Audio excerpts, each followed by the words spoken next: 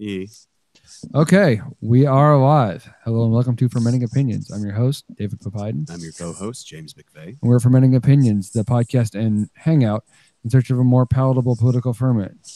Tonight is October 10th, 2018, and we were here joined by Rebecca, Haley, and Janie, and maybe some others before the night's over. And we're talking generally about the state of affairs following the Kavanaugh confirmation. And following our episode last week regarding why I didn't report was the title of that, and also relating to just stories of women who wanted to come forward and talk about and share things that have happened to them and why maybe they didn't report at the time and they're more willing to come forward now. And in the overall political climate, in the wake of, I think, what most people knew to be inevitable, and despite my naive self hoping that, maybe there was one or two Republicans in the Senate who had some moral courage. I was completely wrong about that, by the way. I'm sorry. I'm sorry. Right. Yeah. I'm sorry. I was right. I really am. You were right. I didn't want, it's not fun. It's like, what is that? Jeff Goldblum in Jurassic Park. And I hate being right all the time. That's literally what happened. Yeah, I think the reason I called myself naive when I said, I think, Collins and Murkowski or somebody else, they're going to realize this thing for what it is and they're going to vote no and he's going to get kicked out. No, that didn't happen. I really thought Flake was going to save the day, especially when he demanded the investigation.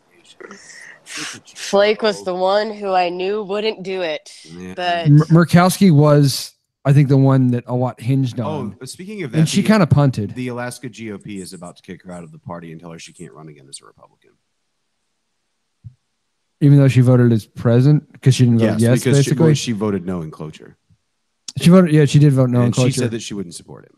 Right. And they're right now debating. But then she voted yes. No, she didn't vote. She voted present. She voted present. Because there was another guy at a wedding or something, and she filled the quorum.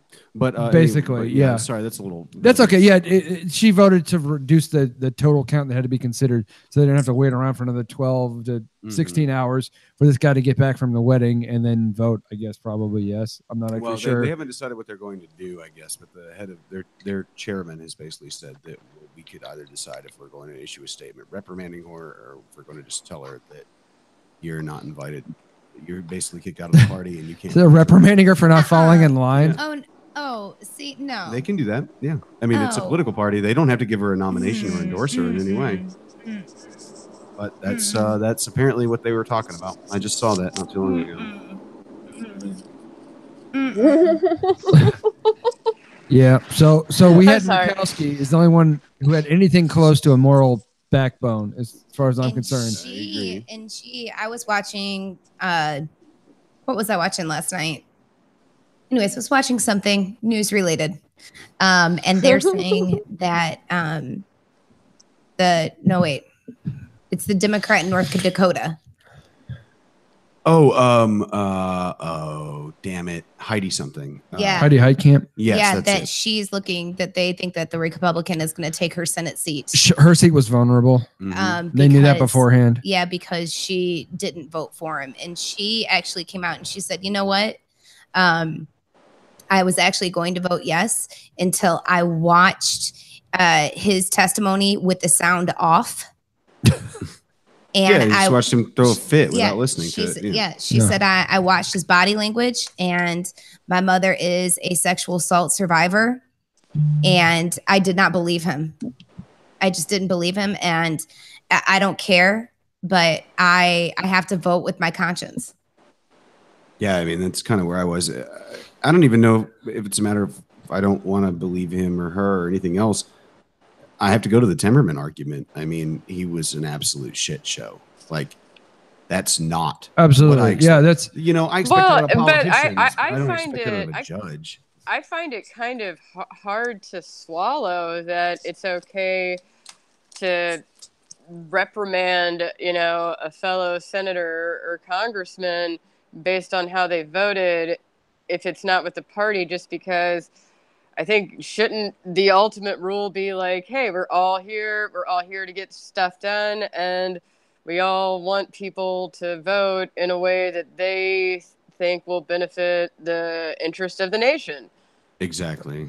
Well, I mean, that's always, honestly, that's always what Marsha Blackburn says every time she votes and people don't agree with her.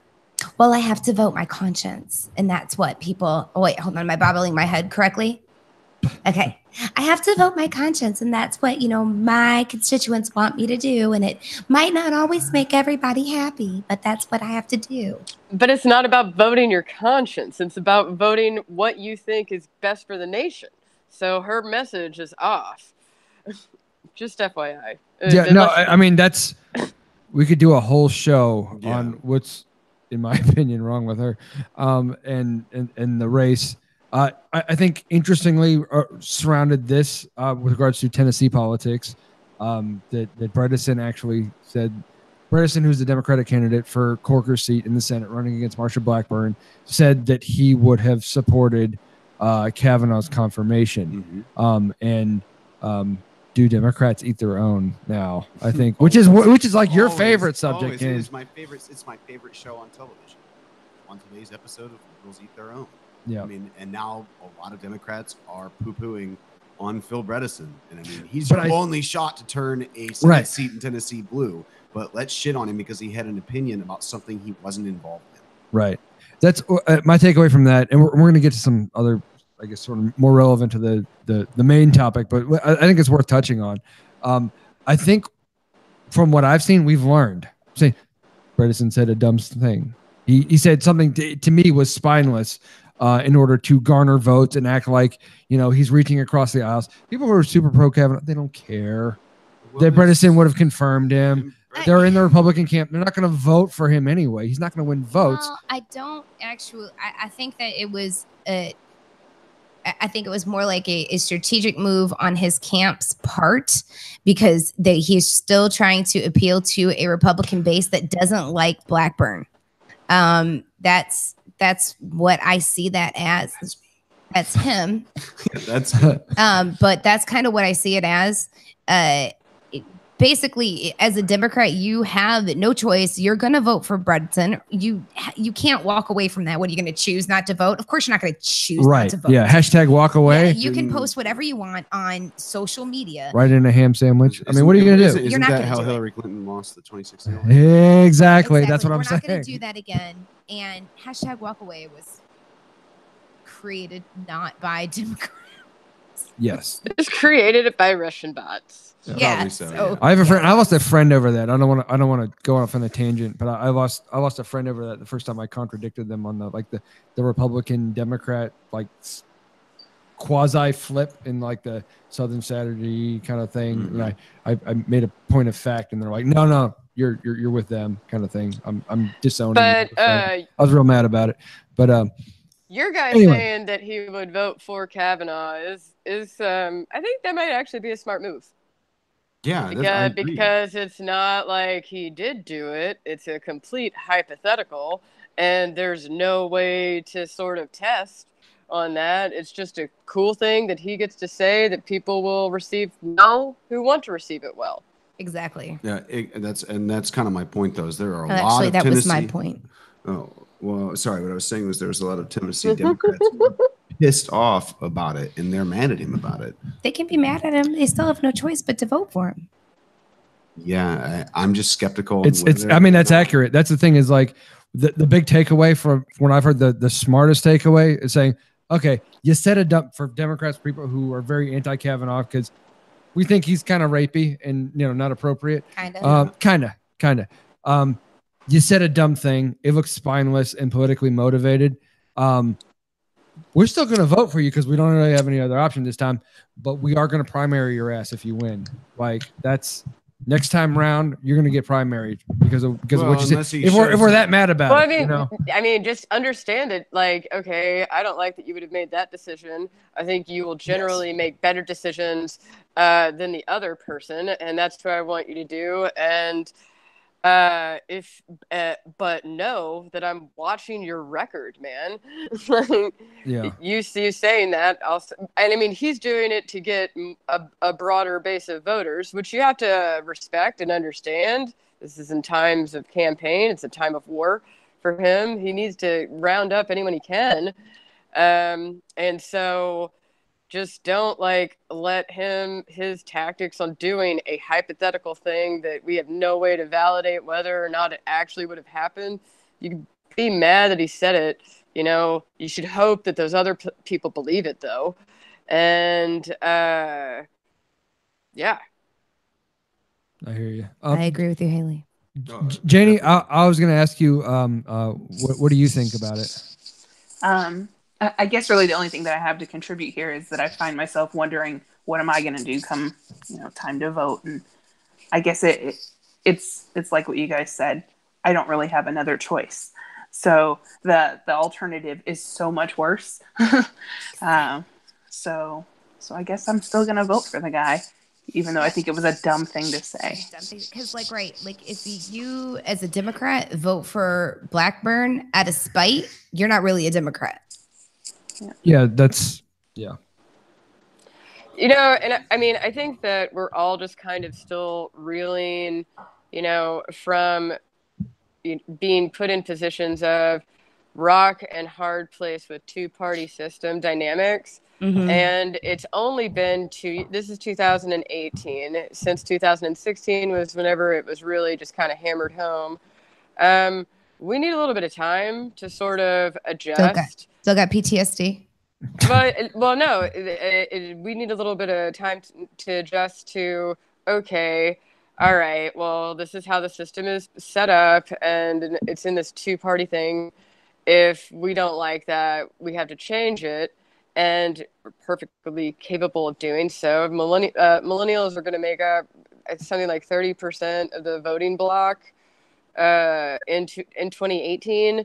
In 2030, we'll be running it. And so I don't know if a two-party system will still be in existence at that time, just because I think we're all getting a very bad taste in our mouth going through it. That sounds like church to James all day. God, I hope you're right. I would love, at least in Congress, I would really. You know what though? You got to stop hoping I'm right. I've called some things, and some of them have been bad.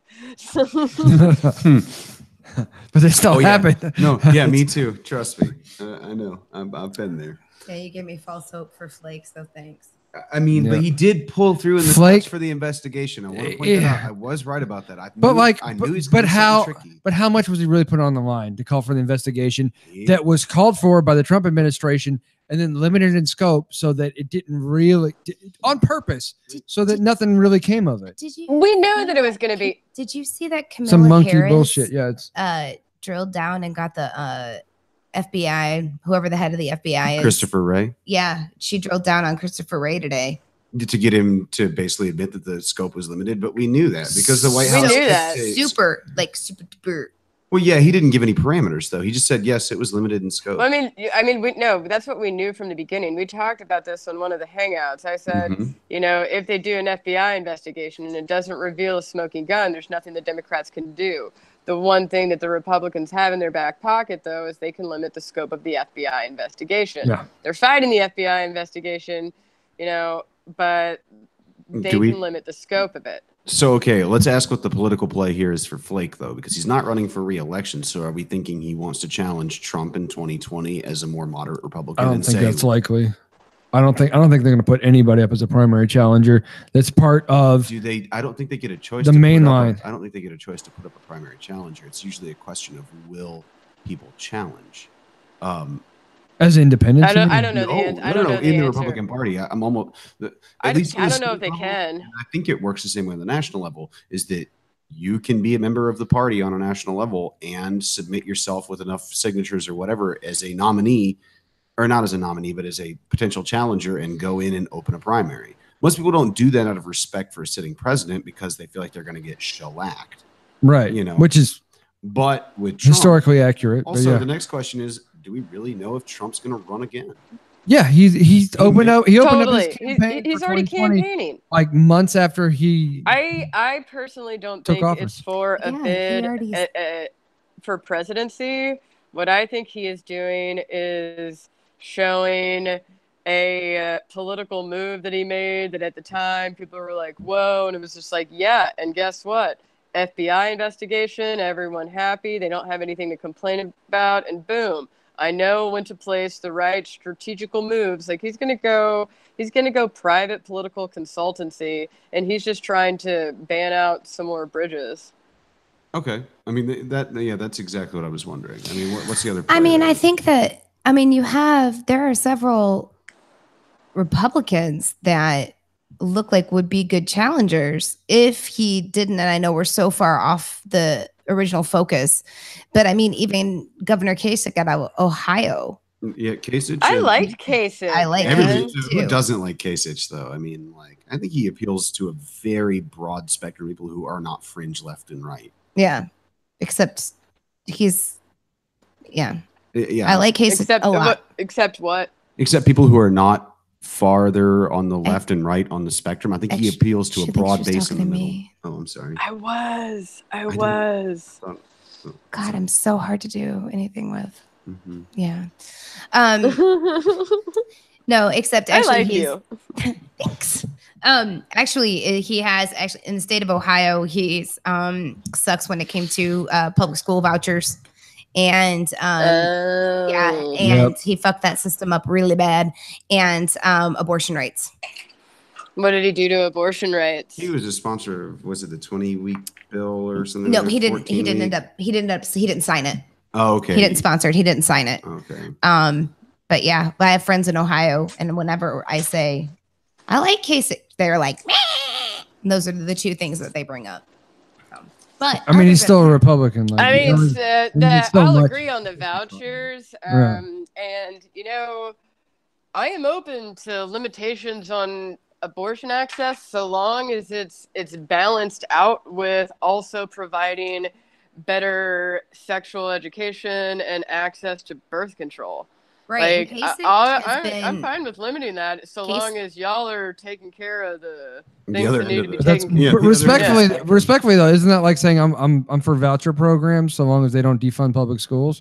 Like, no, it's not. To me, I'm just saying you're setting up unrealistic expectations. Really not. They're going to take from one and not give, compromise on the other. No. There's a woman. So here's the thing.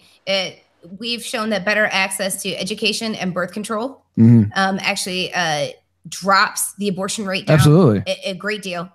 Kasich has actually done amazing with that by expanding Medicaid and in being able to have access to what the people need, as well as even in the treatment industry, and having people be able to, the state of Ohio is great at getting people treatment. But two, limiting abortion, we kind of get on a touchy subject when you put in the kind of weeks, and that's what I can say from a clinical perspective is that the majority of abortion providers will not do an abortion after so many weeks if the child is healthy, if the mother is healthy.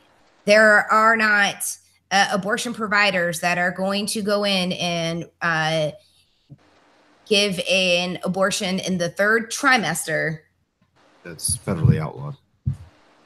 With caveats, with very few exceptions. right? Yeah. So even late in the second trimester to a mother, unless there's right, because it's not a thing. Yeah, and I believe in the state of Tennessee, like right now at least, you're not getting one past the first trimester. That's the latest it's going, unless like you're really about to die. Yeah, are y'all so at a far off the top. Are y'all at a 12-week limit in Tennessee? No, we are not at a 12-week limit. Not we're still at 20. Not theoretically, I don't believe, but no, but that's the end of the first trimester. No, I understand, but I mean, most people I know who have sought abortions have been turned down once they've hit the second trimester. Just not, they're not doing it. Well, not outlawed and via legislation have been restricted to the point where it's effectively Planned Parenthood or whoever non-accessible. I mean, you also have to realize that once it goes, once the gestation process gets further along, it's a less simple procedure, and so maybe where they went weren't capable of providing this necessary services. I'm talking Planned Parenthood Possibly. in Nashville, but I don't know what their capabilities Yeah, are. they probably can't do that. Okay, guys, let's get this. Let's get this back, sort of on track a little bit here. What we came here initially, again, reflections on Kavanaugh and the way that went and how everybody voted and what we think of them. But also abortion comes up whenever we think about. Of Kavanaugh, course it does. So sorry about that side. No. It's I mean, they all connect. I mean, they do. I was going to say not basically we just kind of transitioned to women's rights in general. Infringing on my rights as a woman. There we go. But anybody else that the Trump administration would have appointed is probably going to do the same thing. Particular to Kavanaugh and particular to fuck around. Motherfuckers. Particular to Kavanaugh. Which I mean, it's why we cut the episode that we did last week on, as it relates to the Me Too movement, on why women don't report. We see what can happen when women do report. Can't prove it in a court, right? Not that Kavanaugh was on trial for it, and that's a really important point that a lot of people miss. Wasn't on trial for it. But if he was, by the way, after Ford was. Yeah. By the way, thank you for doing that. That was one of the best shows I've seen. I thought that was fantastic. There was something great about that show. Thank you. It was that was. I'm also very biased. All three of us were here. Go ahead. I'm very biased, totally. And I'm gonna think. I'm an admin on the Fermenting Opinions, but like that show was powerful, and I was impressed by the caliber of conversation that we got. So, well done. That was that. I believe Haley's statement was for Rebecca. I don't think she was thinking. I don't think she was thanking me either. For a second, I was going to say. I know. I was saying we're all here. That was some hard work. Rebecca, what? No, David knew I wasn't thanking him. Yeah, I knew you weren't thanking me. Please take the piss out of me anyway, though. It's fine. Just started talking. David's name is David. All right, sorry. Yeah. I'm sorry. You know what? That's fine. We were so fucking somber up in here last week, and it was so serious and so ugly and so heavy. I'm fine with us laughing a little bit tonight. I'm cool with it, man. I'm just saying. Haley was thanking me, and before I could say, "Oh, you're welcome," I'm really glad that I was able to come on and do it. You were like, blah, blah, blah, blah. Yeah, David just started talking. Oh, you're welcome, and I'm like, we both, Rebecca and I looked at each other like, oh shit, okay. I wasn't trying to take credit for that, guys. For real. Well, and again, the thing is, the laughing that I saw, I was like, I then tried to kind of mute my compliment because I was like, oh god, am I making her really emotional because she has her hand and like hear it. Like, oh god, start over and let me have my moment without David interrupting you. Please validate me again because it was a very somber night for me, and it took a lot for me to come here. And I actually had a conversation with the clinical director of one of my facilities before coming and like to prepare myself to come and do that. Of course. And so how did you feel after? I was pretty numb afterwards. And the next day, emotionally, I was pretty raw. Like I felt like a lot of just all of my emotions were on the surface. Mm-hmm. And it was kind of just, it was pretty kind of like just emotional. But one of the things that came out of this entire thing was that for the first time in my life, because of coming on and doing the podcast with these two very lovely gentlemen that I'm able to poke a lot of fun with. They're fun to make fun of. So yeah, is that I was able to get honest with my mother, and I'm 37 years old, so it's been 20 years. I was able to get honest with my mother about the abuse from my stepfather, which I didn't go into on the podcast. You sort of hinted at it. We knew that, like listeners who didn't know the whole story didn't know. But yeah, I I think it was didn't close know, enough. but I picked up on something. Yeah. And it was one of the things that the clinical director that I spoke with on the way to here to David's house, he had said to me, I think that this is your last thing that you need to do in order to heal. And I had said to him, like, well, it's been 20 years. Don't you think telling my mom now would do more harm than good? And he had said, you can't be responsible for your mother's feelings. You can't protect her anymore. And I kind of said, okay. But I wasn't going to talk about it on the podcast. I really didn't want her to find out that way, because that would have been selfish. And Yeah. man, I'm telling you, on Sunday, I was at her house. Man, she cornered me, and she asked me twice if they're not married anymore. Haven't been married for a very long time. She asked me twice if he had ever done anything to me. And I was like, Mom. And the third time she asked me, she said, did he ever put his hands on you? And she gave me that, don't you lie to me, young lady, look. And even at 37 years old, I could. Yeah. That's, so I got honest. Yeah. So I got honest with her, and we had a long talk about it. And I gave her the reasons that I didn't tell her. And after 20 years of building up these expectations of how she would react, I mean, she took it like a champ. She was as calm as could be expected, but she didn't get all super dramatic and but she was actually so calm. I'm afraid she might be plotting his murder. So. Yeah, well, it sounds like you have a good therapist. Your therapist sounds a lot better than my therapist. Oh my. So like he gave you good advice and everything. So yeah, I'm glad that you're going through this and everything. I'm not ready yet personally to just kind of talk about certain series of things, but I really respect that you are. The feedback that I was getting when I shared on Facebook from women and men was very similar to that.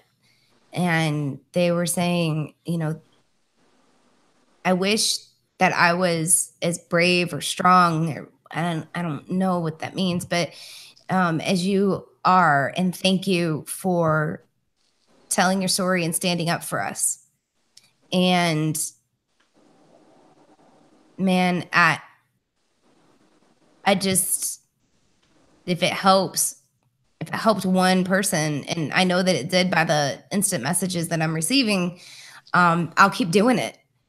I'll keep doing it over and over and over, as long as it's helping people. And one of the things that David and I had talked about earlier today, when we were talking about the show, about what the point was and everything, I had said that I thought I've seen some criticisms of Dr. Ford since, the Kavanaugh confirmation and everything. And one of the words that is just constantly repeated about her is weak. She was weak to not come forward for 36 years. And other things that she's doing, it's weak to, and as a person who, maybe I'll share some things to close friends or whatever, but, I doubt I'll ever make a social media post listing or do a podcast or anything that where I just get into it, just because it is emotional and it's, but I don't think that I'm weak for not coming forward, not doing whatever people are supposed to do and everything. And I kind of wanted to just, for that to kind of be the tone. And I mean, feel free to disagree with me. I don't disagree with you. I know you are. I'm like sitting here and I'm like pissed right now, because it's like, If these fuckers had any idea what it's like to continue to fucking function and to get up and go to work every day and walk around with the level of trauma and the pain and the self-doubt and all the shit that you go through after you've been assaulted and act like didn't shit ever happen to you. That's how you have to act, though. Yeah, like you have to. That's you fucking have to, strength. Like that's strength. That's strength that a motherfucker will never understand. They will never understand. And you know what happens when we do report? Shit. Nothing happens. Nothing happens when we report. That's why we have more than, 50,000 untested rape kits in the United States of America. You know, when women are told, well, you're going to have to go through a lengthy court process if you go through with this. Are you sure this is what you want to have happen? Are you sure you want to testify against this person? Or, if some dude just like sticks his hand up your skirt while you're at a concert, he technically assaulted you. You can press charges, but the way that they tell you about it, because some humongous old, very drunk dude scared the shit out of you and put his hands up your skirt. And whenever you started screaming and security comes over, like, oh, am I gonna like sit here? They're like, you gotta sit here for at least a few hours and fill out your claim. Your friends are gonna have to wait, and you're gonna have to come to court not once, not twice, but a few times and everything, and really just make it seem like it's gonna be a real big drag on you, and so you don't do it. And that dude probably groped the shit out of a teenage girl at some other concert, Yep. And I'll let someone else go. That's okay. Jenny, I want to hear from you. Not really sure what you want me to say. You want me to whatever you're feeling, sort of in sort of reaction to the episode last week, and how much or how little you kind of want to expand on that. Okay. Well, I guess I'll just talk about this. So, when I was 17 years old, a little backstory there. My best friend at the time, my dad and her mom got married. So that was pretty cool. My best friend became my stepsister. And she had two other sisters. And one of them was a girl. I was a cheerleader. And one of them was a girl who I cheered with. And I really idolized her and thought she was fantastic. So what was funny is that we were hanging out one day and I found out that she was talking to a guy that I had previously went on a date with. And so we all like hung out one day and he wanted to introduce me to a friend of his and thought we would all get along and have fun. And so we did that. That was cool. And then, I don't know, a week later, maybe I was babysitting for a family friend. And the guy wanted to come hang out. So I let the dude come hang out. And skipping the most graphic details, he wanted to have sex and I didn't. But that was less important to him. So when I hear the questions asked about why doesn't she remember, this detail or that detail, and if it were real, she'd know this piece. It's ignorance. All of those comments are based on a false understanding of how trauma works and an unwillingness to listen and accept that no two experiences are the same. So I can't remember that guy's name, and I can barely remember his face. But what I do remember is being afraid that the two sleeping toddlers would wake up. Yep. And so I was quiet. What I do remember is the graphic detail of laying frozen and watching him clean his DNA off my body. I remember crying after he left and locking the doors and taking the hottest shower I can ever remember taking. And the next day telling my stepsister, hey, this thing happened, and I think this is what people mean when they say they've been raped. And she said, are you sure? Because I don't think that sounds like him. And her boyfriend saying, well, why did you invite him over? Yep. And I never told anyone again. Yep. And my story's not unique in that way. I am not special for having that kind of outcome. That is the norm. And I get so mad when I hear people say, why doesn't she remember this thing? That's all I wanted to say. Yeah.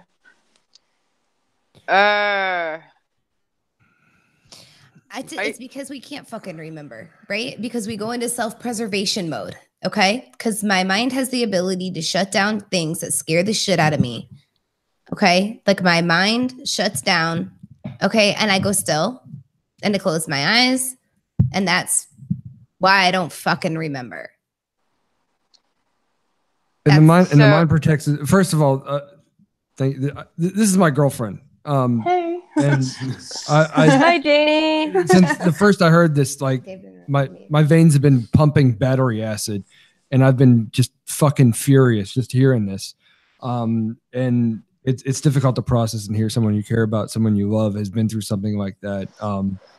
But I just wanted to thank her for sharing that and providing some context to what happened to her, to why it was dismissed, to why people don't believe her, and why people are saying just stupid shit about, oh, well, if this happened, she should remember this detail or that detail. Should. There's expectations put on a victim based on that person's own ignorance of what that's like and what trauma's like and how that works. So thank you for sharing that. I was going to say, I mean, I think what's telling there when you tell the story is that you can barely even remember the person's name. You know, in traumatic situations, there are little details that always stick out, and those are the details that'll grind themselves into your mind. But somebody's name doesn't even mean anything in this situation, really. Right. You know, you barely knew this guy. How are you going to remember his name? And there's not necessarily rhyme or reason. I can't speak to the things that so many women and men have been through, but I mean, that's a function of trauma, that your mind wants to protect itself of certain things that have happened. So certain details and I've been through trauma, not related to any sexual violence, anything, but I've been through some traumatic experiences. Mm-hmm. A lot of those details are really fuzzy to me, like even today. But that's just the mind protecting itself from sort of the awful nitty gritty that you've been exposed to. And that's completely consistent. I do feel Go ahead. In my experiences, and you know, they vary to degree of some like whatever, not whatever, but that's just how I emotionally reacted to them. To others being,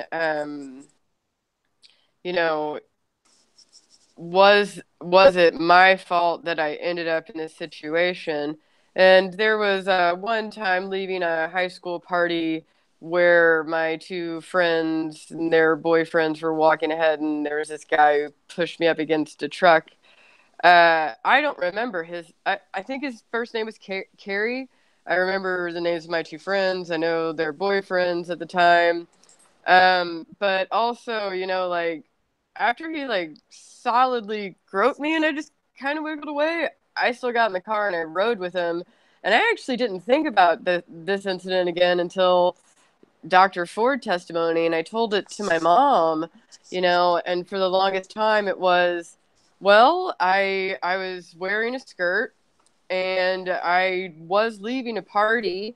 You know, my two friends had their boyfriends and they were walking ahead. I guess maybe they were like gonna kiss on the way to our car, and this guy was walking with me, and maybe I was telling him, yeah, he can do this, and some sort of weird acceptance of like, that's the this is acceptable.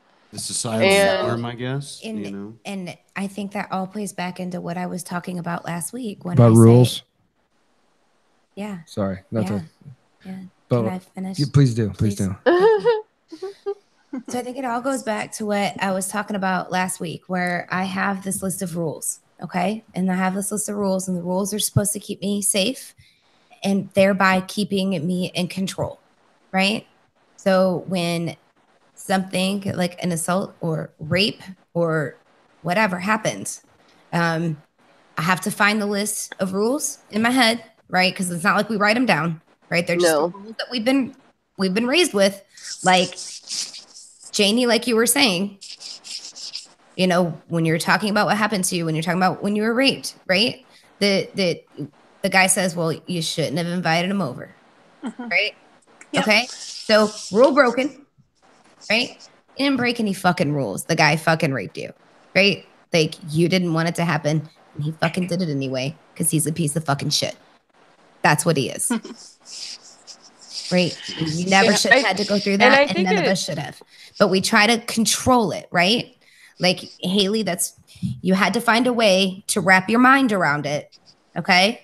Like find a way to wrap your mind around it so you could make sense of the situation. Okay? So I have to find a way to make sense of the situation or I'll go insane. Well, I mean, for that one particular situation, I think that I was sufficiently indoctrinated enough to where I thought I deserved that it happened. I hadn't thought about it since. There was another, I'll share the other time. Only if you're comfortable, because remember, we're broadcasting live. Yeah, it was one of my best friends from high school had been dating a guy for, you know, a couple of years in high school. They had started dating maybe when we were sophomores or something. This is our senior year. I am best friends with her. I am best friends with him. I am best friends with his best guy friend, who's like a cousin person of mine. And I think James knows this story. I do. But I don't know where we had gone out. We were this group of friends that was extremely tight-knit. And we went out every night during the summer. And the guy, he lived in a really big house and everything. Like he and his brother had their own wing with like a room and a separate bathroom and a bathroom in both bedrooms and just big or whatever. And I did get drunk and very drunk to the point where I was passed out. I don't know where we were before, but I know that whenever we got to, I'm not going to say his name, but whenever we got to his house and everything, there was still like a group of people there, but I went upstairs and I went into his room and I passed out on his bed that he was going to sleep in with my very best friend roommate, you know, like my best friend. And I just thought, like, I'm going to pass out in the bed of my best friend, her boyfriend, who's also my very good friend, and everything's going to be okay. And I woke up a few hours later, and the boyfriend of the best friend and my best friend were touching me. And some of my clothes had been taken off, and they were touching me. And I remember being like, I woke up and I could feel like them touching me, and I was like still kind of, I guess, trying to understand what was going on. But then I like heard them talking, and I don't remember what they said now. But I just knew it was just like they're about to sexually work on me. And they have no idea that I'm awake right now because I'm still lying like a slug. But then I then like kind of got up and then was like, hey, where's my bra and everything? And they were just like, what? Oh, you know, they said this stuff, and I was just like, guys, where's my bra and my shirt? And that's, you know, like, that's when your voice starts cracking and everything. Is like, where's my bra and my shirt? And then they finally handed it to me. And then I just walked home, which was a few miles away. So, but the second part of the story is my mom was married to a cop at the time. When I showed up at the house at about 7 a.m. And looked like I was very hungover, drunk, and had been assaulted, he knew something was wrong, and he did, like, probably improperly cop interrogate me about what happened. And I did tell him, not everyone has a trained detective waiting for them at their house, though. And he didn't press charges. He just did his own thing. He just did his I own was thing. gonna say, forgive my shit-eating grin as soon as we mentioned stepdad. Are you okay? I'm a big Can you fan- expound I'm a on big- that, or No, I cannot. Hold I'm on. just a big Alright. fan of the stepdad. I've always liked Haley, are you him. okay now that you shared that? Are you all right? I'm completely okay that I shared that. Please understand that I'm more than happy with how my stepdad handled the situation, Okay. and I'm not going to go on. Right. Janie, are you okay? But no criminal charges or anything. Okay. Yeah, I'm okay. You all right? Because I know it was a big leap for you to share too. Yeah, no, I'm good. I'm kind of a mama bear. Yeah, no, that's a good thing. No, I mean, I actually think that that's a really good way to be, just because all of us have very different experiences, and yeah, I would say that Janie's was way worse than mine, just because I think I think that that's another thing that as women we do. This wasn't that bad, or this wasn't as bad as so and so's. It's not okay. You know, it's what happened to you is not okay, and it's not. I'm not mentally comparing it to anything I've ever went through, and I'm sure that other people aren't weighing your experience against their own. They're just sorry that happened to you. So yeah. Janie, I think that was really well put. Yeah. I really liked that because I mean, really, in the end, none of it's okay. Like it's just not. We shouldn't. I mean, I know there are comparative levels, and we all do that as a natural instinct, but none of it is okay. And I don't know. I'm searching for my own words here because I stay naively in the closet, you know, I suppose out of privilege or whatever you want to call it. But thank you guys for sharing with us about that. I mean, seriously, And for me, Janie, the biggest betrayal that I felt was from my friend, you know, and her boyfriend, you know, absolutely. You know, and that relationship was never the same after that. How could it be? How the fuck can it be? Right, Janie, right.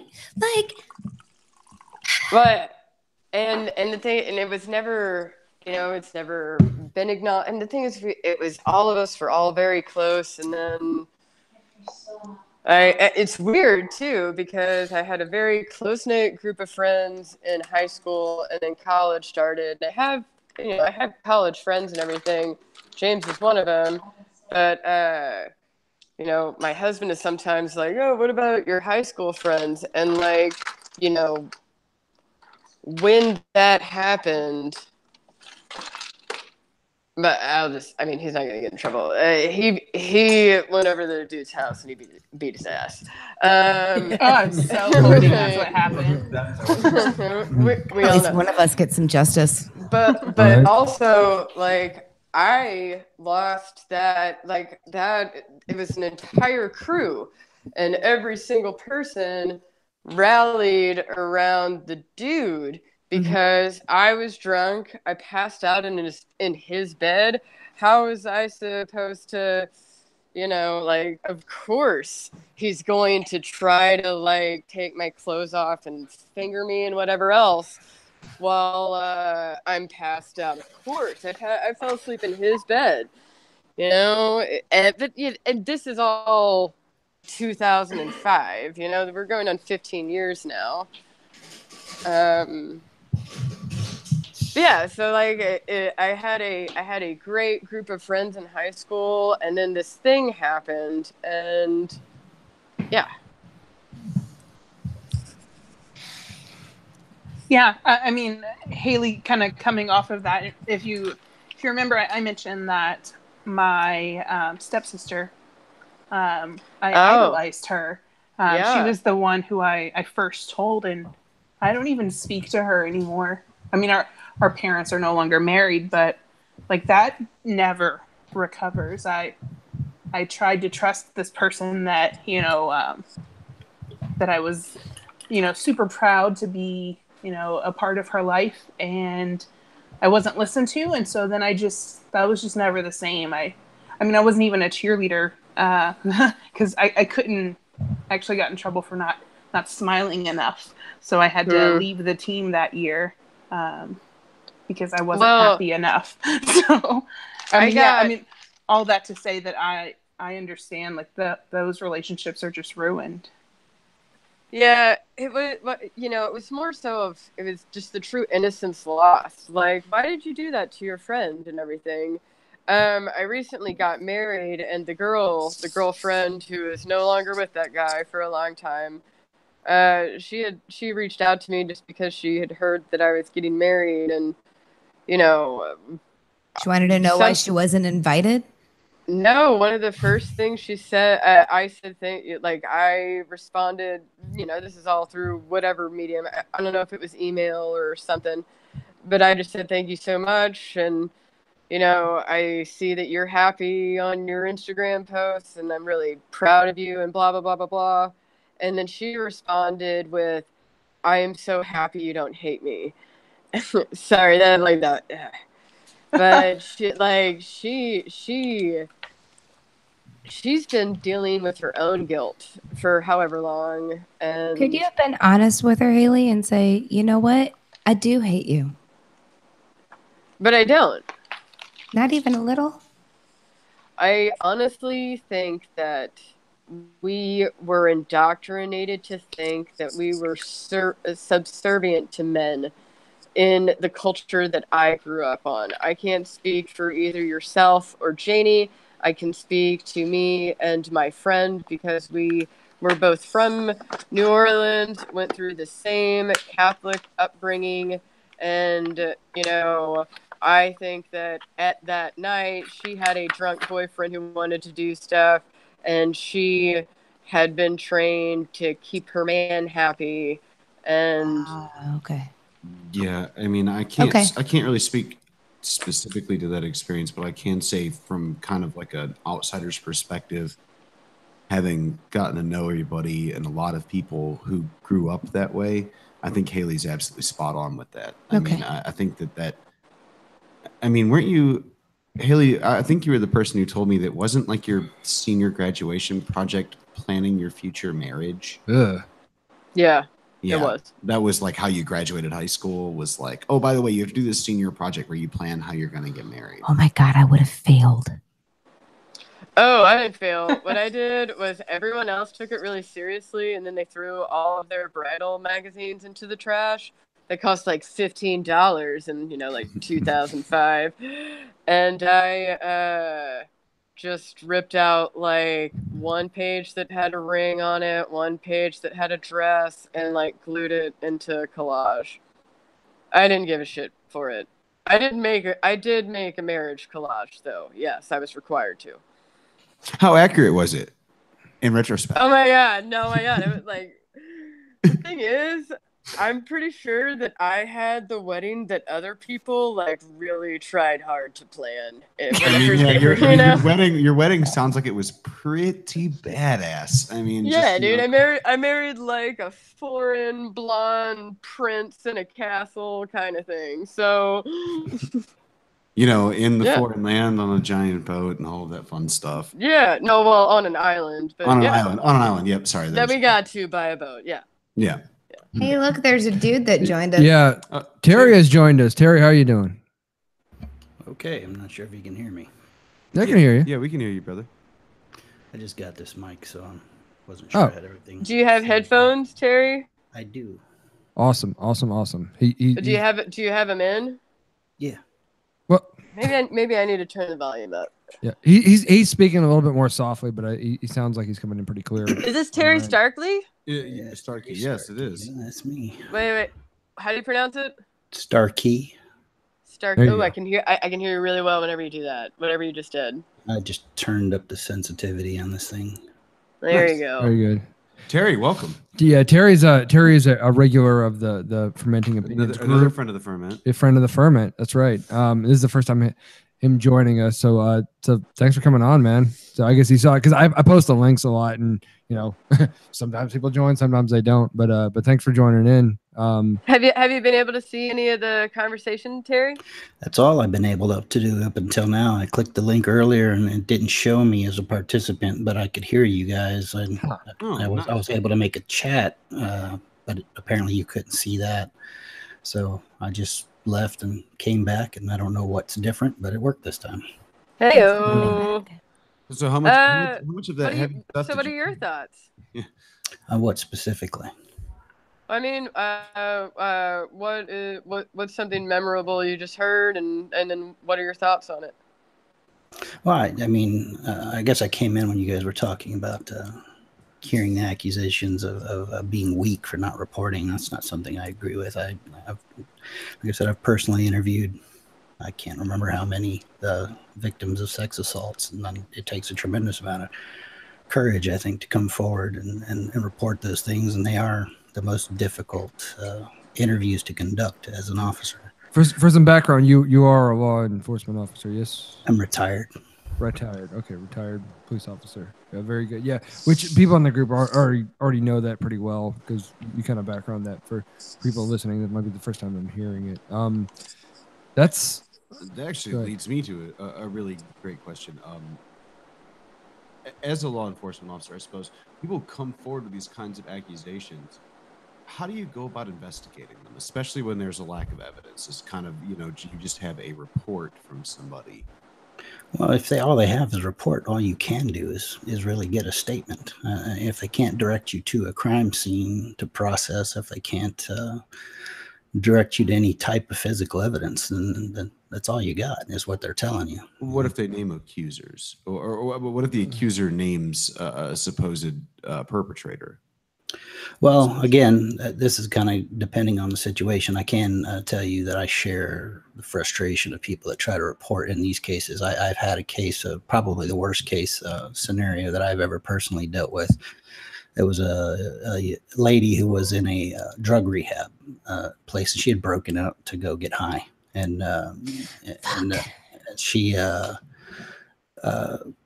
found a guy who was able to provide her with what she was looking for, but apparently he raped her as well. And she had physical, visible injuries that were consistent with her story. She had, bruising around her neck where she'd been choked, and bruising on her wrist and whatnot. She was hysterical. And I took her back to the scene to identify the guy, see if he was still there. And he's the one that answered the door, and she immediately identified him as the guy. So I get the DA on the phone. And I'm trying to get charges here in Houston. We have a DA intake. Anything over a class C misdemeanor, you have to call a DA and get approval for charges. It's got advantages and disadvantages. One of the advantages is... May I ask a question? Yeah. She had to go back to the house? Well, I need the ID on the suspect. So, yeah, she's safe in my car. She didn't have to get out and interact with anybody. I just needed her to point and say, that's him. But that's hard.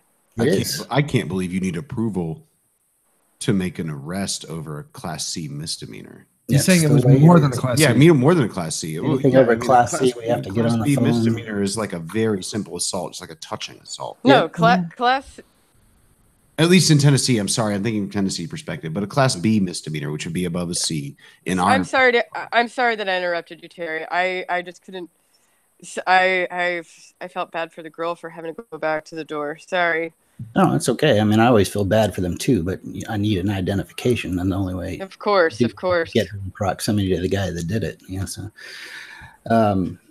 well, at least when we're out of. Were you? But if you don't mind, was it dangerous to go up to that house? Dangerous for me, maybe. I don't. She was safe in my car, and but I would never put. A victim or a witness in any. I wasn't asking about her. Asking about you. Is it like a bad house? Well, I've never worked in a good part. It's a trap house. The trap house. Yeah, it's dangerous. Yeah. Oh, what? A trap house. Explain that. I don't know the reference. Oh, so it's a dope house. Okay, yeah. That's just another word for it. Well, I wasn't able to establish that it was a dope house. Just that the guy that was in there had dope. I don't know if he was making his living doing that, or he was just a user that had something that she Gotcha. As somebody that works in the drug and alcohol treatment industry and a recovering drug addict, I'm just going to go out on a limb, Terry, and tell you that it's a dope house. Yeah, Might be. maybe. Yeah. Possibly. Okay. But, Yeah. All right, I want to hear the rest of the story. Yeah, me too. Sorry, I'm Please, sorry. please. Go anyways, ahead. I get the DA on the phone and I tell them what I have, and they refuse charges. I have to let this guy go because they won't take the charge until a rape kit is done. So I have a witness that's hysterical. She has injuries consistent with her story, and I can't take somebody into custody. And it's a very frustrating thing because at the time, all you want to do is take out your Help. gun and make society a better place right there. Sure. Well, yeah, I get that feeling. I mean, But you got to operate within the rules, and unfortunately, when you're a cop, you're not the one making the rules. And You just see, enforce here is a perfect example Terry- of a police officer that is taking a victim seriously. He's been trained well. He wants to help. And then you have the other part of the criminal justice system the that's lawyers. like, nah. Terry, did you hear my story? No, I heard like little bits and little pieces just because I was in and out trying to get this thing to work. But My story. My stepdad's a cop. I'll retell it whenever we go off air. I think you'll appreciate the ending. okay. It was a good ending. I really Was this? liked I it. heard something about somebody getting their ass kicked. If that was good, if that's what you're Yeah. talking about, then I'm good with that. Yeah. I cannot and I do not have any time for cops that are dirty. But there's a part of me that really doesn't have a big problem with a turd being treated like a turd. It's really. I guess what I was going to say is it's really hard. Are not you to well? love Well, it. Terry, are you a parent? Yes, I have a 24-year-old son and a 4-year-old daughter. Are Oh, you a that's step lucky. parent? Are you a step parent at all? No. Oh, never mind. But yeah, I was going to say I think there's a reason Batman is so popular with people. Like there's part of us that loves the dark vigilante and the dark detective. Sure. Hang on one second. What? I got to do good night routine with my little girl right now. You go ahead. You go ahead. We'll be here. Sure. Yeah. Feel free. If you want to mute yourself. I don't know. He might have just walked off. It's okay. I'm really glad Terry. Dude, joined. I'm glad really Terry joined us too. glad Yeah, I like Terry. joined. Yeah. I was like, oh man, guy I'm always fighting with. No, Not but fighting. Not fighting. he's always respectful, I think. I've never had. Good Lord. Okay, well, I'm not going to go into the whole moderator. Blah. Let's blah, not blah, do but that. yeah, Let's we're not get into doing the that. But FO I'm saying, moderator. yeah, It's not our doing second that. job. I don't want to Yeah, touch on it. Exactly. I'm not doing that. But Hey, Janie, what's up? I was just thinking what a comforting voice Terry has. Right? yeah. Yeah, I think I don't- you gotta read. He's just a good dude. I'm cool with Hey. it. Janie, I'll turn off my thing if you do yours. The turn on the camera? Yeah. Oh dear. Jenny, Gotta you're make- beautiful. The world. It would be Yeah, blessed to except see I you. cried a minute ago, so I just gotta Oh. make sure I look The normal. thing is that Okay. I heard you, and I know that I have asked your boyfriend a psycho amount of questions about you because I've stalked your tattoos on Facebook, but I don't know. I like seeing your face. It's really nice. I've seen David shows me pictures. Thank you. Pictures. Sorry. It's all right. Still, but yeah, I like seeing you. You show her pictures of my face, David? She sees pictures of yourself and on your Owen. Facebook wall. Oh, and yeah. Owen. So I don't know if you know who Amanda Garcia is, but she's a member on Fermenting Opinions. Yeah, and she's a she regular with us. Oh, I love her. She has twin boys who are 10 years old who are ginger. And I told her that whenever I'm at the grocery store with my husband, I don't have any kids. We're thinking about having kids. But every time we see a redheaded baby, I always just whisper as a joke. And now I can't control myself. But I always just say, I want to steal that baby. You shouldn't. No. I occasionally think dear God, I hope none of the mothers have ever heard me say that because it's a pure joke. I'm not going to steal that baby. I do have a deep desire to, but I'm not. But I'm glad you're laughing too. Amanda also laughed. She was just, and I was just like, and you had twins. I totally would have said, I want to steal those babies had I seen them. Fault tolerant offspring. It's, As a ginger-haired twin, I will tell you, you probably would have given them back. Jenny has That's probably right. Yeah. It's completely true.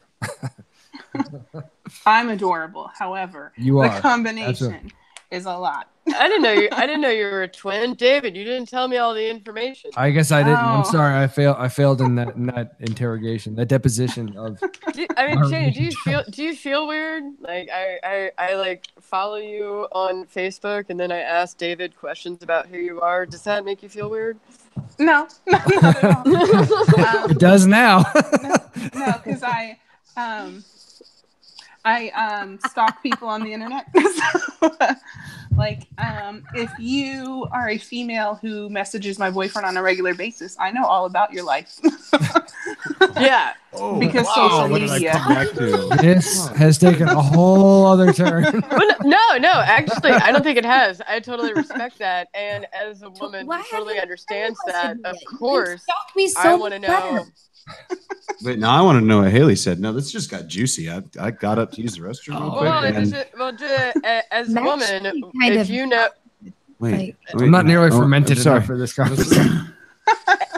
I mean, I've seen other women and how they act with men who, like, clearly have a relationship. And so as a woman, if I befriend a man who I know is in a committed relationship, I think it's on me to start now learning about that woman and, trying to become her friend as well, because you can't really, like, integrate into, unless you have ulterior motives, you got to show interest. Wait, hold on. Let me friend request Jamie. Now I'm feeling like shit over here. My bad. It's all good. Hold on. For the record, I trust David completely. Like, more than I probably have trusted just about anyone in my entire life. Like, what's Jamie's last name? Hudson. Okay. Sorry, I'm putting you on blast. Y'all know what I mean. I do. Like, She's okay. If anyone tries to dox you, I won't say what I'm gonna do because it's incriminating. I'll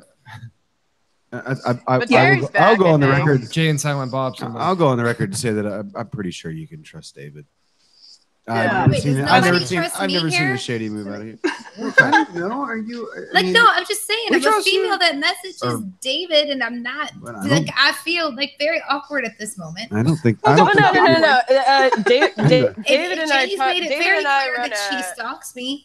David and I run a page together, so like of course I'm going to friend request Janie and start stalking Janie and everything just to make sure that she knows that I know what's what. And then, hang on, but Rebecca and David are in Middle Tennessee liberal groups, and there's like 5 of you in there, so you guys definitely know each other. It's closer to 500. But still a smaller group than Fermenting Opinions, by the way. Our Facebook group. For viewers who want to watch, we're bigger than the.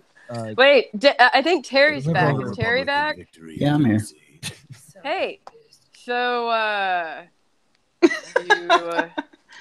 sorry, okay. we got off track whenever you left, but we're gonna try to bring it around now. Thank you, Haley. Hey, Rebecca. Hey, we're good. You have a distraught look on your face. There's nothing to be confused about. All right. You're good. What was the outcome of that case? I don't know.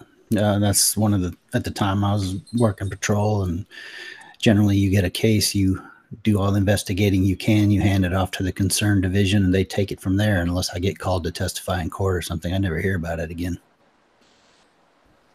So, like, my girlfriend actually just won, or a case was successfully prosecuted, and we had talked about this before we did the podcast. So, and she gave me permission to talk about this. Okay. So we're good. Here in Nashville, and actually the East Nashville wrote about it. Yes. Okay. So what is Scoop Nashville now? Whatever it is. So she. Shout out, Jason. We see you. Yeah. Stop it. So she She was she hooked up with this guy, and he secretly recorded them. Yeah.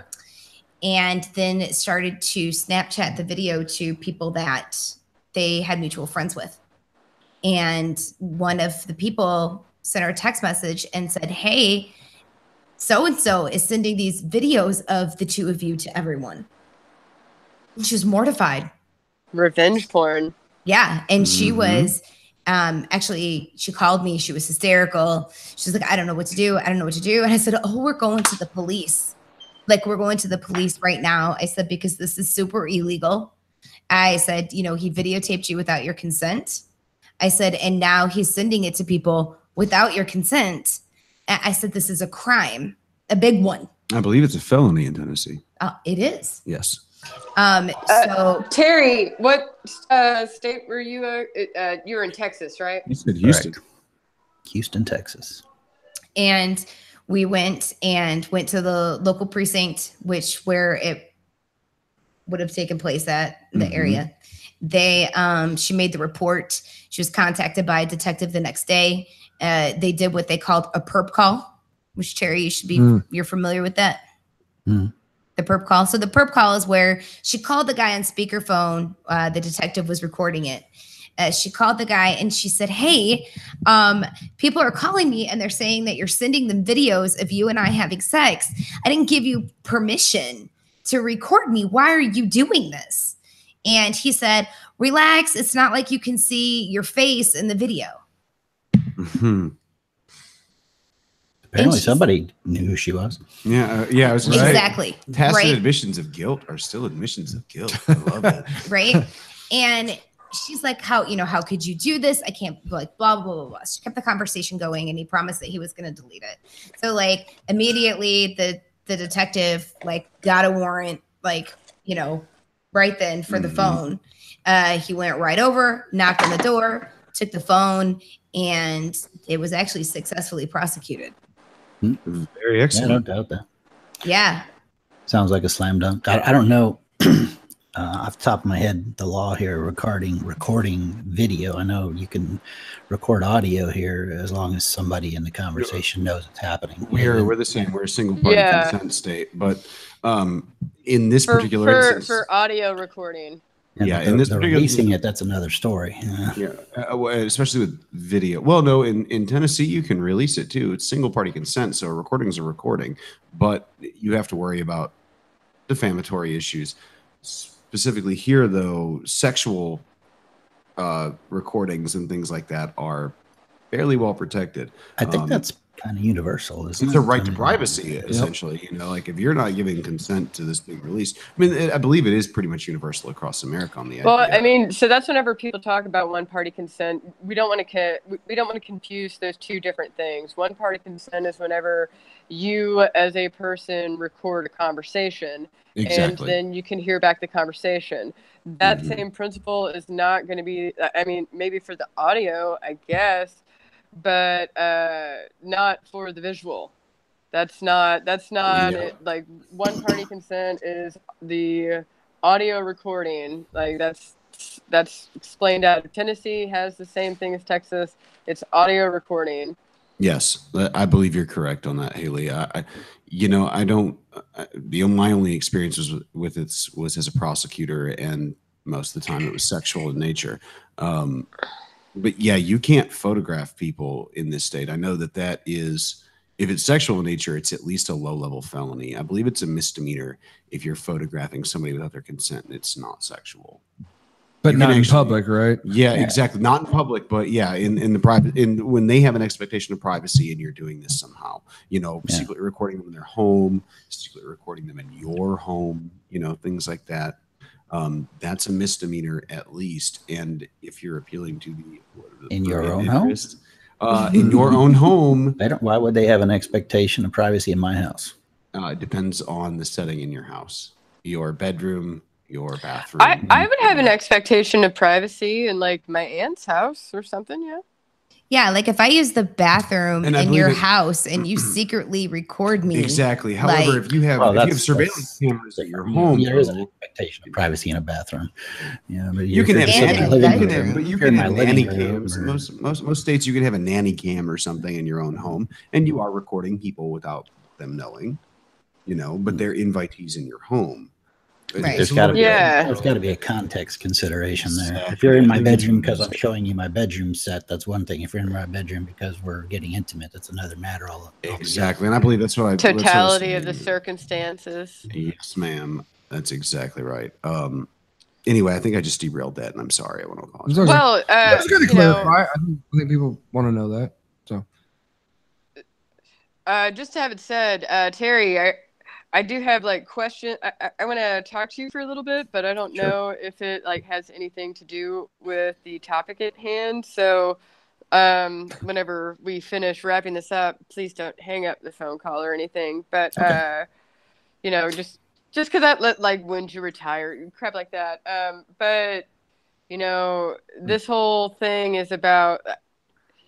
So I guess that you're someone who has had to deal with people coming forward with sexual assault claims. Do you think that people who don't come forward with sexual assault claims are weak? No, I don't. Like I said, it's a hard thing to do. I actually had an attempt on myself when I was a teenager. After I got kicked out of the house, I was living in the apartment alone, and as you might expect, a 16-year-old that has his own apartment, drives a motorcycle, is a god amongst his peers. And so they Yeah, that sounds righteous, bro. it was hell on earth to me, but they all thought I had it going pretty good. That even makes you more appealing.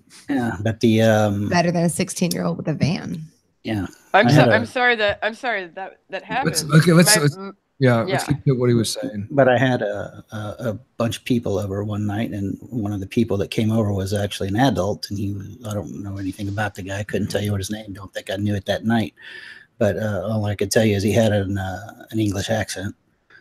And as people started leaving, he just kept hanging back. And finally, he was the last one in the apartment. And he started making advances, and I physically had to defend myself. No assault happened. Assault happened. We had a fight. It didn't turn into the kind of assault he was hoping that it would turn into, and I was able to put him out. But I never reported that. That's just something that sucks too. Whenever and I hate having to think about it in this way of that women just aren't as physically strong as men. We're stronger in so much other ways, but for whatever reason, that just is the case. And I don't know that I was stronger than him, but I have. I don't know how much you've picked up from my post about my past, but I've been fighting, physically fighting most of my life. I consider you an elite athlete. I'm telling you what I think. Calm down, Terry. None of the men think this. And I'm also telling you that I know that I am definitely not. And I wish I had that ability. The only reason I think I was able to overpower this guy is because I had a pair of nunchucks at hand. So oh man, there were nunchucka involved. Oh, dude! Oh my god! Terry, oh my god! If I didn't think that your story could have gotten cooler, I realized he was trying to insult you, but then you threw in nunchucks. I have an important question, Terry. How big of a fan of the Teenage Mutant Ninja Turtles are you? Scale of 1 to 10.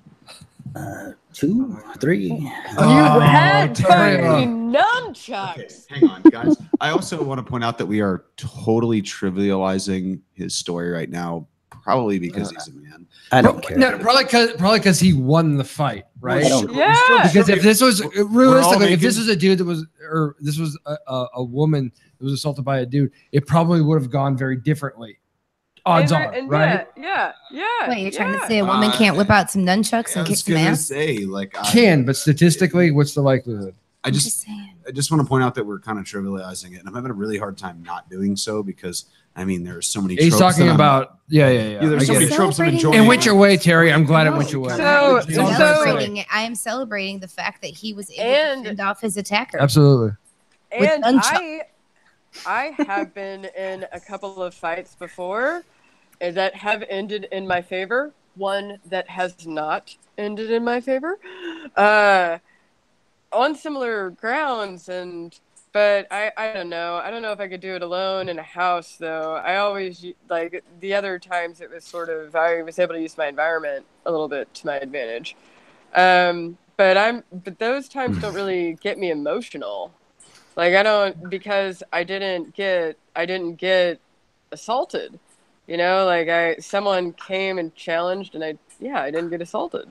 I mean, I was able to fight off one guy. You know, you told us about that. Yeah, when I was in the car with him, like I was able to get him. You know what I mean? And he very well could have pushed me out of the car, and made me walk back home. You know, but he eventually gave up because I put up, such a fight that, you know what I mean? He was like, okay, fine, and drove away. There were no nunchucks involved at the time. And that's an important move. That's pretty sweet, though. The nunchucks. But needless to say, I mean, because of those experiences, there's a switchblade in my purse. There is a SIG, P238 next to my bed. Yeah, girl. I didn't know you shot a SIG. I like that. Yeah, I have two large dogs. Yeah, I know, right? Yeah, no. I'm a gun-toting liberal. What? Yeah, but I'm a big fan of the SIG in general. Yeah, gun-toting liberal. Right here. Anyways, I have two giant dogs. Like because of the experiences that I've been through, like I am on guard constantly. No one will ever fucking take advantage of me again. Like I will never, like if someone's going to do that to you, they are going to have to feel it. They're gonna have to fucking kill me. Yeah, they're gonna have to do something. Fun fact to kind of break tension back on that again. One time when we were really drunk, Haley and I fought, and she bit me really hard. Imagine anyone wanting to hit you and she didn't hit me. She bit me. When did we fight? When did I agree to do that? This is my first year of law school. Oh no, the first time that we fought, I told you I was going to throw you through a wall if you did not stop attacking me, and you did, and I picked you up and threw you across the room into a couch. All I remember is playing baseball with samurai swords. Oh, that was fun too. But no, there was another one when I was living in that real junk apartment on Central Avenue and Jefferson Avenue, and you remember that? That literally the next year got torn down and turned into a Rite Aid. Yeah, like place? Next door to a methadone clinic. You were in like that place. Remember that place? Yeah. But no, we were all real. We had just took like PlayStation 3 or something. I don't remember. We were playing. Wait, was this after we had like powered Firefly? Drinking heavily and wanting to know why we've gone down a rabbit hole. Well, no, this is a fun rabbit hole. I'm just saying. I'm just trying to have fun with this one. Is that we were all drinking heavily, and you wanted to fight again because you wanted that rematch after I threw you through the couch, and then you were like, no, come at me, bro. And so he did. And I don't remember what happened, but you bit me so hard. I still have a picture of it somewhere, like right somewhere on my shoulder, like towards my collarbone. But I mean, damn, I was bruised for like a month. Haley bit me. It's like Charlie bit me, but Haley bit me. Hey, bit me. Haley bit me. Haley bit me. Sorry. Fun story. Haley bit my pectoral. So all I know is that like you can pull my hair and that's fine. I'm not gonna stop coming at you. So that's a good instinct though, and I think that's warning to Yeah, I mean, like I know my face isn't glass, and I know that I'm not gonna be bald tomorrow. So yeah. Yep. True story. So fight back, fight hard. Also, Haley will bite you. Laugh at dudes that try to assault you. I've heard yeah, actually, what I do now is I anytime if I'm walking anywhere late at night, which sometimes happens when I'm like leaving my office, it's way more safe though than whenever I was like working as a bartender in the French Quarter. As a bartender in the French Quarter, I had to do this a whole lot more often. But anytime I felt slightly unsafe, I have a humongous bottle of bear mace, like the thing that dude like it's this like spray hairspray bottle size thing of mace that I just hold out in front of me whenever I'm walking, as well as the keys between the fingers. And Wolverine. And if any dude would ever say anyone ever walked in my direction, like 4 a.m. leaving the French Quarter or walking out to my car late at night in downtown Houston, I yell at them immediately. I'm like, hey, why are you following me? So that's what I do. It's one of the best things you can do is let them know you know they're there. Oh, but I would still recommend getting a gun. That mace doesn't always work. I know, but I don't trust my competence level, and I don't trust my desire to get the competence level.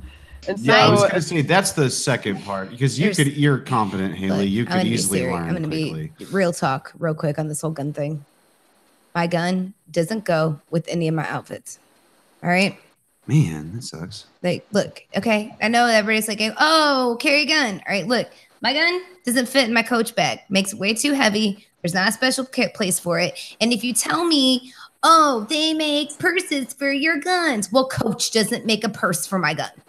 All right. Look at a Berza 380cc. Not big enough. It's big enough. Number 2. Is that a purse or a gun? The 380cc is that's. I inherited. Oh, sorry. Number 2. All right, the holsters that they make. Okay, for the gun, to like the pocket holsters or the hip holsters, things like that, they don't fit in female hip hugger jeans.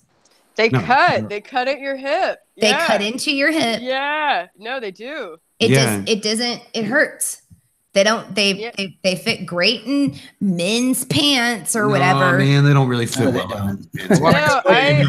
Like a full frame pistol. It's funny that y'all are saying this.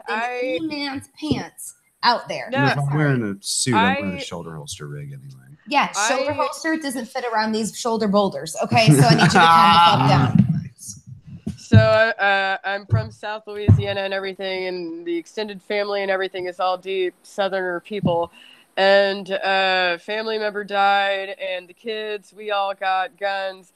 And there was the best looking gun had a ivory handle, and so of course that was going to be the gun that me, the one girl, inherited. But I tried to get a holster for it, and it pinched into the sides. But whenever we were picking guns, my cousin was just like, yeah, Haley's going to take the ivory one to put in her garter. What is it? Garter? Yeah. Yeah, I know what you're talking about. Well, it'd be cool to have a Resident Evil garter holster, right? But that's not really practical either. Yeah, but the thing is, I then tried to buy something that would fit it, and you're exactly right, it cut into my hip. And yeah, the only place that it works probably is a garter, and I don't wear that kind of outfit anymore. I wear pantsuit.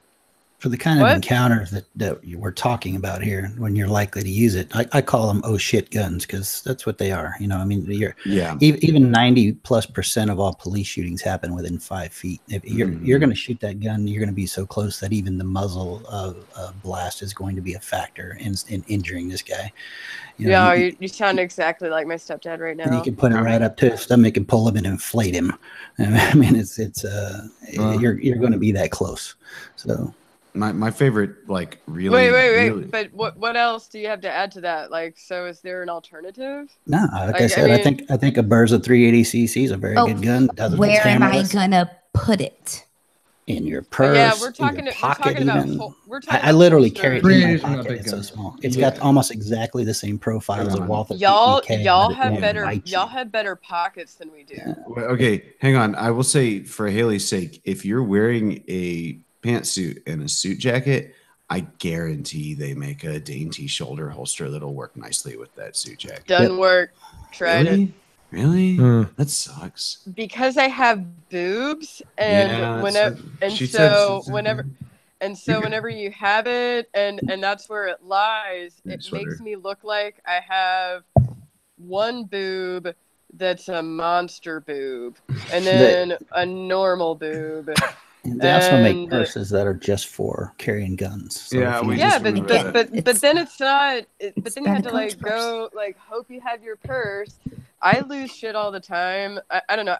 I wanted it to be on my body, and it just wasn't with the way, like, unless I'm wearing something extremely flare-fitting, like going out at the hips, dress, 1950s stuff on my garter belt, yeah, then it's concealed and carry for me.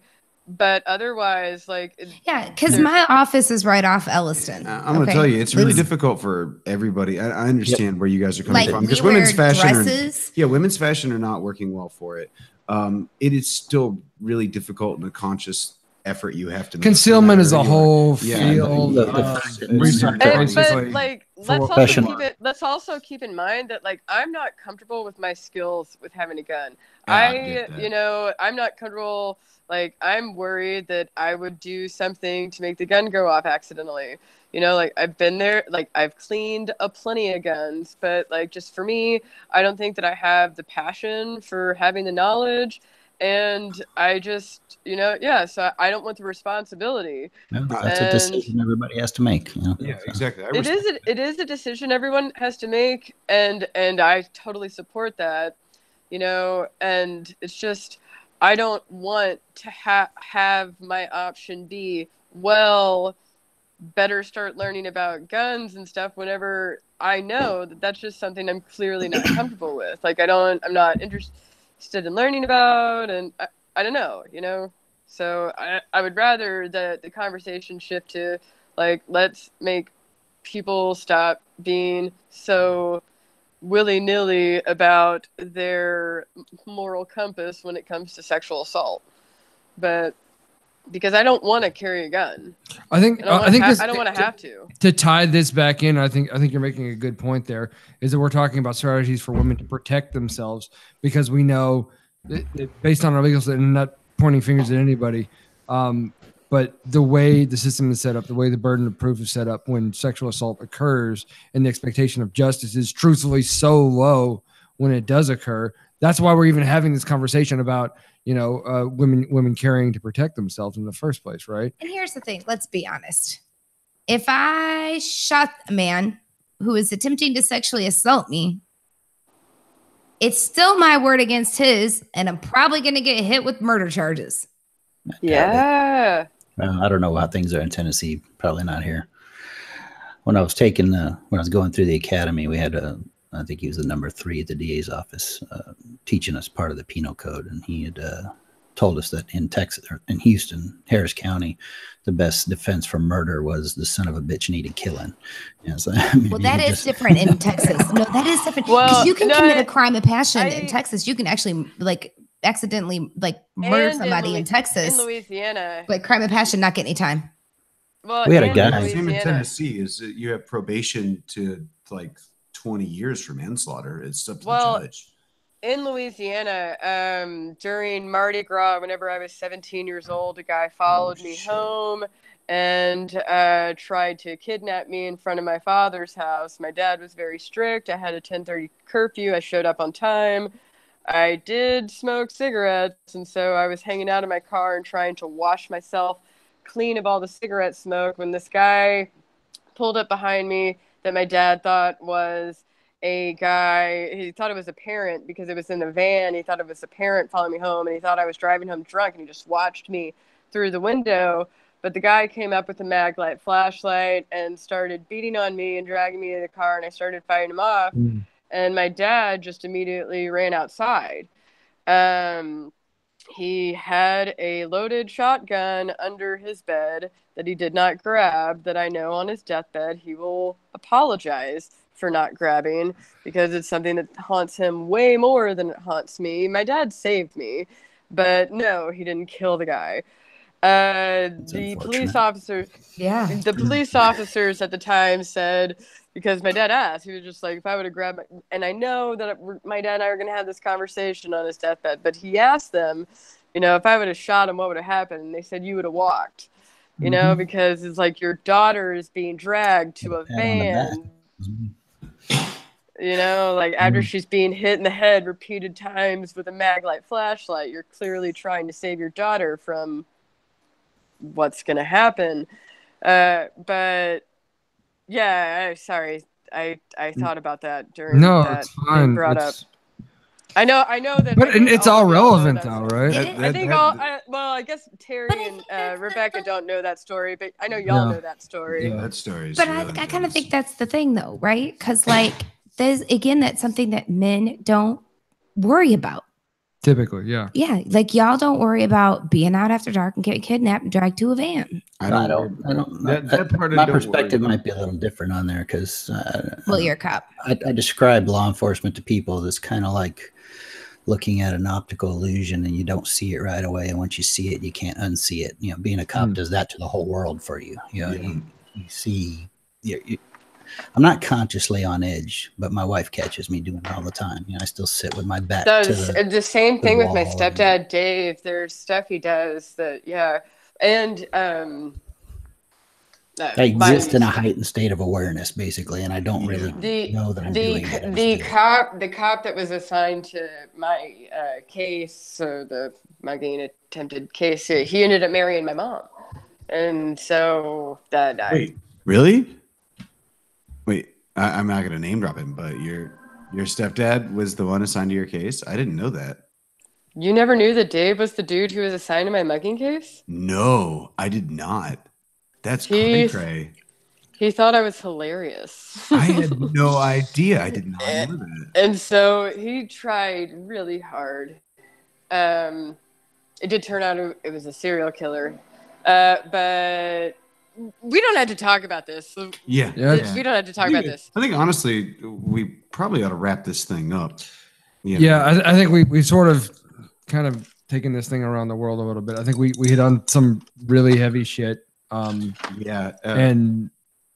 I want to know more about a serial killer later. yeah, we're gonna go offline. Yeah, spoiler alert: when we later. cut off air, we don't So leave here. We can So the real juice is gonna come out then. So for the I'll think about you'll be maybe privy to that. having doing a live broad. I don't know. We could talk to Dave. Yeah. I'm probably not gonna. We'll talk. But let's put a bow on this thing. We wanted to follow up. We wanted to touch on what happened with Kavanaugh. We wanted to touch on people's reactions and how it sort of evoked experiences, things in other folks. Haley and Janie. Yeah, as always, we want their own stories. We want to have a platform people can absolutely share experiences through, no matter what the topic, but particularly this one. Yeah. And Janie and Haley, thank you guys for coming forward with those stories and actually sharing with us. I really appreciate that. Janie particularly, that was a very powerful story, and it was hard to hear, but you know, I'm proud that you said it. You know, hopefully other people. I don't know if hopefully other people start coming forward. Whatever. Hopefully other people just realize that it's okay. You know, you're not some kind of damaged goods or anything like that. Just because something horrible happened to you. And the more that we share it, and the more that we talk about it, the less power that it holds over us. That's true. Thanks, Haley. I'm really glad that you got to talk a little bit about some of your stuff too, whether you intended to or not when you first came on. I think maybe it's good for you. Well, you make me comfortable, Janie. So hey, girl, you're welcome. Hey, and also Terry, we're really glad to have you on as well. Yeah, for real. Terry, you're awesome. Don't tell anyone. I've got a rep to consider. Thank you. I say that all the time. We gotta go offline. We gotta go offline so we can continue the Terry praise. That's right. Yeah, all of the praise and the real juice is going to happen behind the scenes now. But we're going to go ahead and wrap up here. Thank you, Haley and Janie and Terry for joining us, and for sharing your stories, and Rebecca, absolutely, for being here. Always throwing shade. Okay. Anyway, no one heard the shade. Don't repeat it. It's okay. It's okay. Would it be if I wasn't here to interrupt? Wait. Oh, these two are trouble. I don't like this. It's because they're picking on you, David. They are. That's fine. You know, I need it. I need to keep me honest. But Janie, that's fine. You need to be there. Well, let's take it out. Yeah, I think it's time. Yeah, but guys, thank you so much for joining us. Shout out to Ross Janes Media, our digital wizard, helps make all this possible, makes it work. I'm the digital apprentice, I think, because I'm learning the craft, but got a long way to go. You're certainly putting in journeyman time. Yeah, seriously. Yeah, I'm not to journeyman status yet, but I'm getting there. But anyway, please check us out, our YouTube channel. If you're watching this now, please subscribe to Fermenting Opinions, the channel. We're also have a page and discussion group where we can have all those fun Facebook conversations. Same name, same place. Yeah, same bad time, same bad channel. But all that said, I'm David Papiden. I'm James McVeigh. And we're Fermenting Opinions, and we'll see you next time. Adios. Deuces.